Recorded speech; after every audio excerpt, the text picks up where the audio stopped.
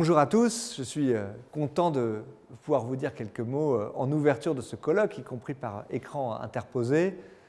Colloque qui est organisé par acteurs publics. Je veux vous remercier aujourd'hui parce que vous l'avez fait sur un thème qui m'est cher, qui est un thème essentiel, qui concerne la santé des agents publics, c'est celui de la protection sociale complémentaire.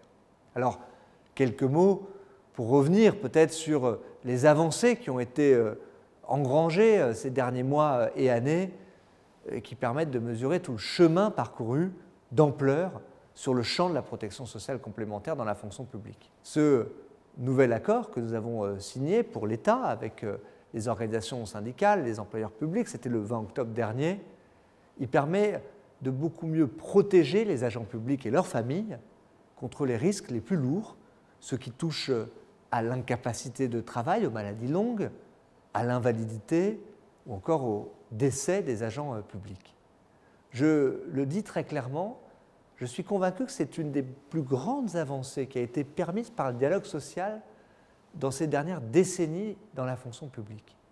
Et je veux insister sur le fait que cet accord, c'est la négociation sociale qui l'a rendu possible.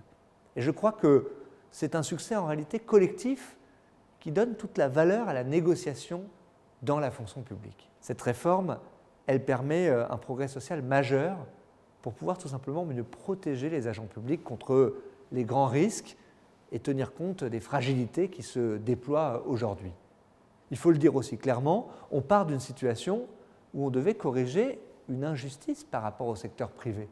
Parce que contrairement à des idées reçues, celles qu'on entend parfois, les agents publics ne sont pas protégés quoi qu'il advienne. Je rappelle que pour l'État, il y avait environ 1 million d'agents publics qui n'étaient pas couverts par une prévoyance aujourd'hui. Et leur situation est bien plus fragile que celle de salariés du privé, justement pour les risques lourds, ceux qui sont sur les sujets les plus graves de la santé ou du décès. Et justement, cet accord, il protège face aux grands risques de la vie. Alors, je ne serai pas exhaustif dans cette vidéo, mais si je devais en citer un, je prendrais le sujet qui est celui de l'invalidité, parce que je crois qu'il permet de mesurer la révolution aussi que nous établissons en matière de dispositifs de protection. La situation actuelle, c'est qu'un agent qui est déclaré invalide suite à un accident de la vie, il est radié de la fonction publique. Il est placé à la retraite d'office, quel que soit son âge et son niveau de carrière. Eh bien, désormais, grâce à l'accord que nous avons conclu, il pourra rester au sein de la fonction publique, ce qui permettra de faciliter son retour à l'emploi et ce qui permettra aussi de capitaliser des droits à la retraite. Ce sont des enjeux très concrets. Alors l'État prendra sa part dans le financement pour les agents publics, c'est 7 € par mois liés à ce contrat de prévoyance. C'est un effet redistributif important puisqu'il permet de minorer la charge pour les agents, en particulier ceux qui sont les moins bien rémunérés. On ajoutera des garanties additionnelles, elles seront librement choisies par les agents, elles resteront à leur charge et les mutuelles ou les assureurs pourront présenter ces offres additionnelles dans leurs offres et dans le cadre de négociations qui seront menées par les administrations. Alors vous l'avez compris, j'ai déjà mentionné ce point, à côté des améliorations de garantie, l'autre axe très important de cet accord, c'est le fait de faciliter le maintien ou le retour à l'emploi. Et surtout, je dirais, le souci de développer une culture et des actions concrètes de prévention dans la fonction publique.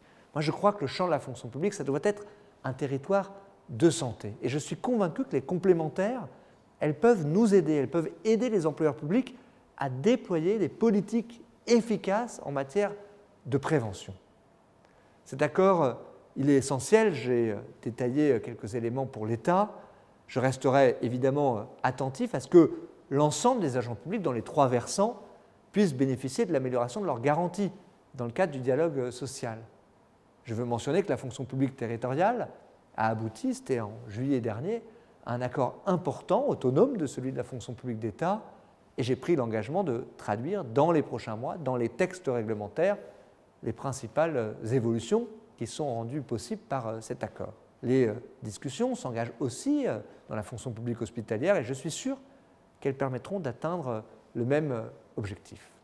Alors, je voudrais vous remercier pour conclure mon propos, d'avoir créé ce cadre de discussion sur ce sujet dont vous comprenez qu'il est essentiel pour moi, mais qu'il est surtout essentiel pour les agents publics, pour pouvoir mieux les protéger. Je crois que c'est un enjeu fondamental. C'est au fond la première considération que nous devons donner aux agents publics.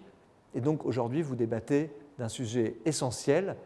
Il me reste donc à vous souhaiter de bons échanges, des échanges fructueux, un bel événement. Remercier encore une fois tous ceux qui l'ont rendu possible et vous dire à bientôt.